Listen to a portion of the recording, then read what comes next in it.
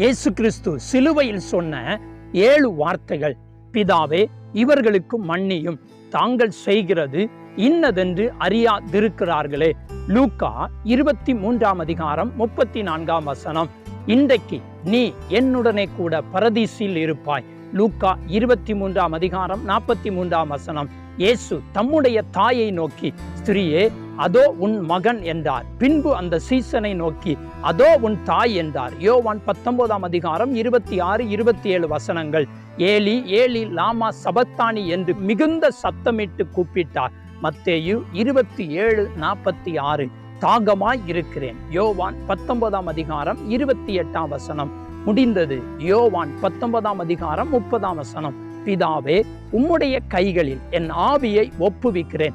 லூக்கா 23 அதிகாரம் 46 கர்த்தர் உங்களை ஆசீர்வதிப்பாராக. ஆமென்.